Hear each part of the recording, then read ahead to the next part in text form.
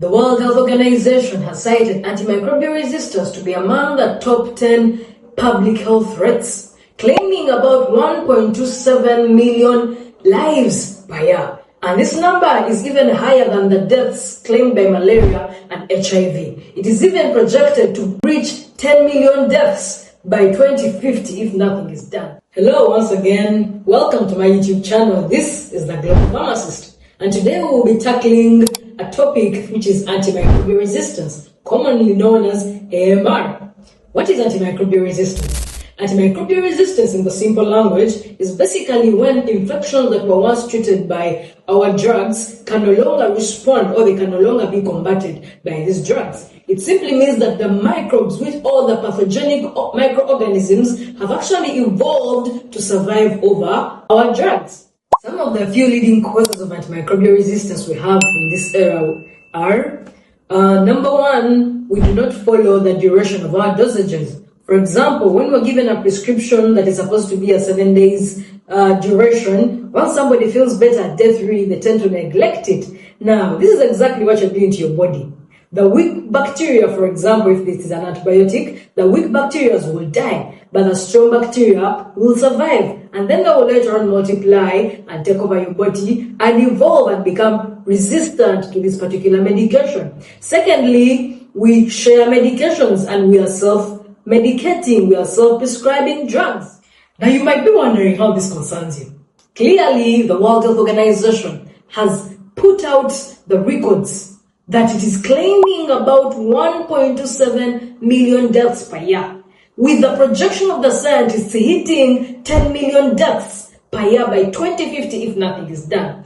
And yet actually, as human beings, we have a bigger hand to play in this. How? An example, when this resistance has occurred, it causes treatment of these infections to be harder. Infections that were once combated by available medicines can no longer be a success. And what happens? The spread of these infections happens at a faster rate. We can also have severe infections happening from infections that were once simple. And at the end of the day, we have people dying because of antimicrobial resistance. These microorganisms could either be bacteria, viruses, fungi, or any other pathogenic microorganisms. Once they evolve, they become resistant to the available medications, and we term them as superbugs. And when they become resistant, we self-medicate.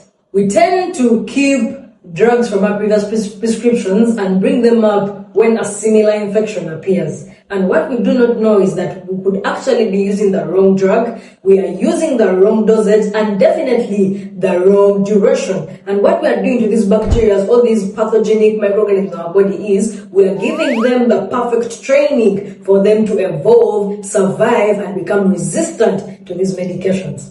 Then also, we are not taking preventive measures like washing our hands and getting vaccinated. Then lastly, maybe we could say is that we are demanding antibiotics for infections that could be viral. For example, colds, flus, sore throats. Most of these kind of infections are actually viral infections. But you find a patient demanding from a physician to give them antibiotics. And what will this do? This will instead attack the natural bacteria of the body, and then it will cause a few of them to evolve and get the resistant genes. These kind of practices are contributing to the growth of this global threat.